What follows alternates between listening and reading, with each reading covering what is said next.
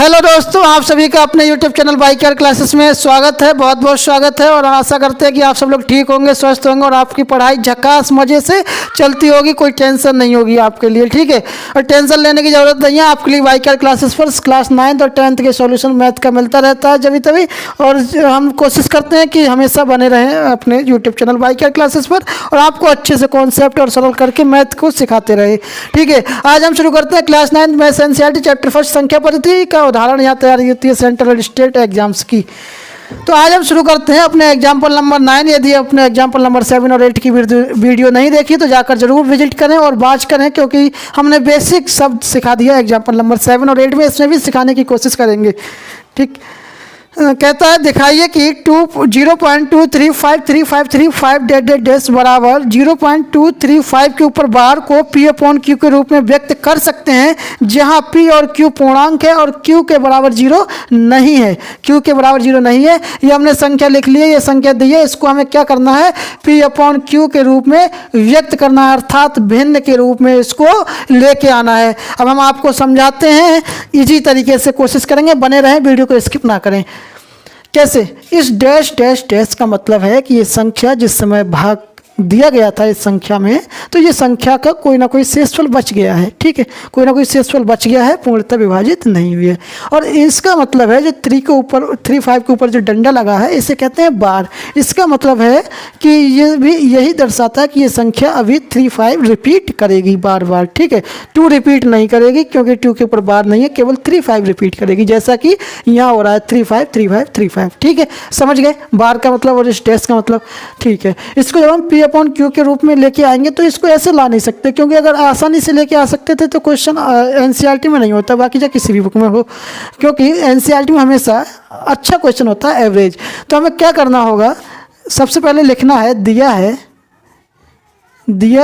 है हमको सॉल्यूशन में 0.23535, ठीक है, 53535 डैश डैश डैश, ठीक है, 2353535। अब हमें क्या करना होगा,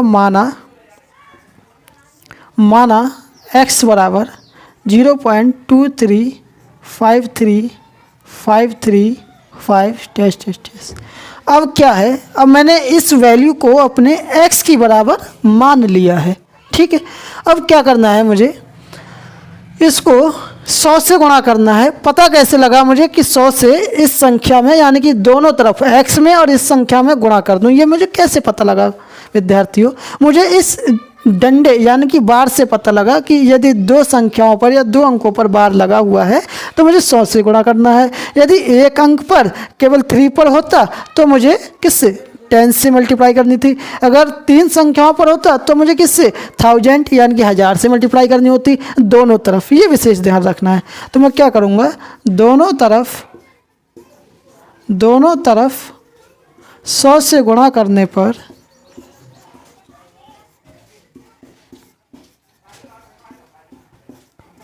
100 × x बराबर 100 × 0.23535। अब देखो मुझे क्या करना है, पहले तो मैं इसमें गुणा कर दूं, 100 से गुणा करूंगा तो हो जाएगा 100x, यानी कि 100x बन जाएगा मेरा। इसमें 100 से गुणा करूंगा तो ये जो पॉइंट है वो 2 संख्या आगे चला जाएगा। यदि कैसे चला जाएगा आपको ये देखना है गुणा के मेथड से, तो मैंने एग्जाम्पल नंबर 8 में बताया है, जाकर उसको भी देख लें, समझ में आ जाएगा, ठीक है। और वैसे तो आपने कक्षा 8, 7, 6 में सब पढ़ा होगा। तो ये हो जाएगा 2 3 पॉइंट, यानी कि 2 संख्या आगे आएगा तो 2 3 इधर हो जाएगा, पॉइंट 535 मुझे मिलेगा इधर, ठीक है, डैश। अब मुझे क्या करना है मेरे प्रिय विद्यार्थी बच्चा, इसको ऐसा तोड़ना है, ऐसा लपेटना है कि मुझे ये जो x के बराबर वैल्यू ली थी या मानी थी वो मुझे इसको तोड़कर मिल जाए आसानी से, कोई ज़्यादा बड़ा मुझे सवाल ना करना हो। तो मैं क्या सोचूंगा, मुझे पता है कि मुझे 2 3 इधर लेके आना है और इधर कितना है 5 3, पॉइंट के बाद इधर कितना है, x की जो वैल्यू थी मेरी 2 3, ठीक है, और यहाँ है 5 3। तो मैं इसको ऐसा तोड़ूं कि 5 में से 2 हटा दूं, ठीक है, 5 में से क्या हटा दूं, 3 हटा दूँ, सॉरी 3 हटा दूँ और 2 3 5 3 5 3 बनने लगेगा ये। तो मैं क्या करता हूँ 2 3 प्लस 0.2353 और 5 डैश डैश डैश। ठीक है, यही है वैल्यू मेरी 0.235353 डैश डैश डैश। यही तो है मेरी x की वैल्यू। ये मैंने कैसे बनाई? सबसे पहले आप क्वेश्चन में यदि तोड़ें, जोड़ें, घटाएं, गुणा करें तो उस पर कोई अफेक्ट नहीं होना चाहिए, प्रभाव नहीं पड़ना चाहिए। जो संख्या पहले है और दोबारा से जब मैं जोड़ के लेके आऊँ तो वही संख्या आनी चाहिए। ये मैं हर क्वेश्चन में लगभग बोल ही देता हूँ। ठीक है, कैसे मैंने तोड़ा 23.3 लिया तो मैंने 5 को 3 इधर कर दिया और अगर मैं इसको जोड़ूंगा तो भी मेरा यही आएगा 23.5353 ये संख्या आ जाएगी। ठीक है, अब मुझे क्या करना है 100x बराबर 23.3 प्लस ये जो 0.235353 है इसको मैं x लिख लूँगा। ठीक है, अब ये जो x है बराबर के इस साइड लेके आऊँगा, किसका हो जाएगा? माइनस का हो जाएगा। ये सब सीखा है आपने पिछली कक्षा में। 2.3 हो गया मेरा। अब मुझे 100x में से x घटाऊंगा तो कितना मिलेगा? 99x मिलेगा, 99x मिलेगा। तो 23.3 हो गया। अब x बराबर 99 को बराबर की दूसरी साइड ले जाऊंगा, कितना हो जाएगा मेरा? सॉरी 23.3/99। ठीक है, ये हो गया। अगर मैं इसको पॉइंट, ये जो डेसिमल है वो हटा दूँ, ये वाला डेसिमल है वो हटा दूँ तो कितना हो जाएगा? x बराबर 233,990। क्योंकि ये जो एक संख्या है पॉइंट हटाऊंगा तो ये एक संख्या का मेरा 0 बन जाएगा। ठीक है, और पॉइंट आसानी से हट जाएगा, मतलब दशमलव हट जाएगा। तो जो मुझे P/Q के रूप में अपनी भिन्न लेके आनी थी इस वैल्यू की, वो मुझे ये x बराबर 233/990 मिल गई है। यही मेरा आंसर है। ठीक है, यदि अच्छी लगी हो कॉन्सेप्ट तो लाइक कर सकते हैं, चैनल को सब्सक्राइब कर लें, बेल आइकन दबा लें जरूर। एग्जाम्पल नंबर 10 क्या कहता है? 1/7 और 2/7 के बीच की एक अपरिमेय संख्या ज्ञात कीजिए। मेरे प्रिय विद्यार्थियों, हमने परिमेय संख्या तो आपके लिए बहुत ज्ञात कराई है अपनी एक्सरसाइज 1.1 में, लेकिन अपरिमेय संख्या नहीं कराई है, तो वह आज करा देते हैं। चिंता ना करें। ठीक है, स्वस्थ बने रहें और अच्छे से पढ़ाई करते रहें। तो क्या करना है मुझे?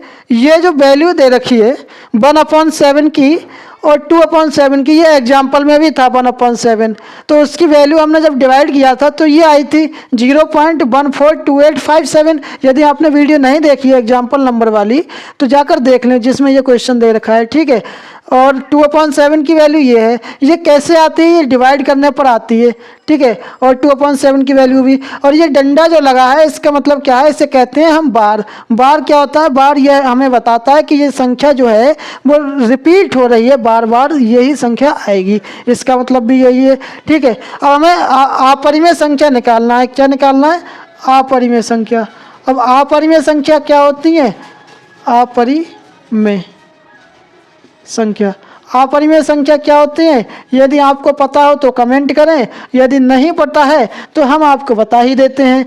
क्या होती है अपरिमेय संख्या? वे संख्याएं जो परिमेय संख्याओं के रूप में ना लिखी जा सकें उन्हें कहते हैं अपरिमेय संख्या। और जो संख्याएं वास्तविक संख्या यानी कि रियल नंबर्स में सहयोग करती हैं उन्हें कहते हैं अपरिमेय संख्या। पाई एक अपरिमेय संख्या है, √3 एक अपरिमेय संख्या है। ठीक है, और √2 भी एक अपरिमेय संख्या है। तो वे अपरिमेय संख्या है जो वास्तविक संख्या और परिमेय संख्या, वास्तविक संख्या में सहयोग करती है परिमेय संख्या के रूप में, यानी कि P/Q के रूप में, या कह सकते हैं भिन्न के रूप में ना लिखी जा सके उन्हें कहते हैं अपरिमेय संख्या। ठीक है, ये भी एक अपरिमेय संख्या होती है। एक चीज़ और बता दें अपरिमेय संख्या की पहचान, कि अपरिमेय संख्या नॉन टर्मिनेटिंग होती है। ठीक है, नॉन टर्मिनेटिंग यानी कि अशांत होती है, अनवसानी आवृत्ति होती है।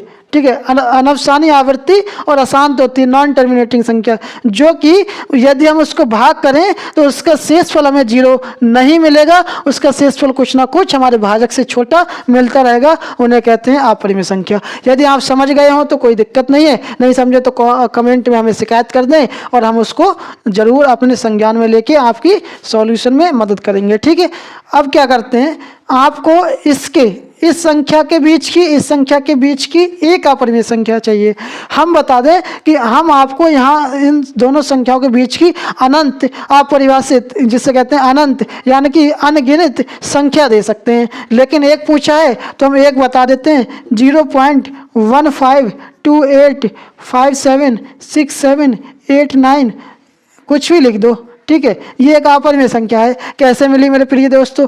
ये ऐसे मिली, आपको क्या करना है, ये 0 के बाद जो 14 है और 0 के बाद 0 पॉइंट के बाद 14 है, 0 पॉइंट के बाद 28 है, इससे ऊपर नहीं जाना चाहिए। 28 से ऊपर संख्या नहीं होना चाहिए। कैसे? जैसे 0.3 नहीं हो जाना चाहिए, 38 नहीं हो जाना चाहिए, हालांकि 31 भी नहीं होना चाहिए, यहाँ तक कि 30 भी नहीं होनी चाहिए। और यहाँ पर 0.14 है, इसकी जगह 0.14 है, इसकी जगह 04 भी नहीं होना चाहिए, क्योंकि इससे नीचे जाओगे तो सवाल गलत हो जाएगा। 1/7 है, ये चेंज हो जाएगा, ठीक है। तो इसको बनाए रखने के लिए मुझे 14 के अंदर की, यानी कि 1 के अंदर की और 28 मतलब 2 के अंदर की, 2 से बाहर नहीं, 2 के अंदर की संख्या लेना है, ठीक है। कैसे ले सकता हूँ? मान लो इससे मैं रफ कर दूं अभी, तो 14 है, इसको मैं 18 लिख सकता हूँ, 0.18 या 5 लिख दो, ठीक है।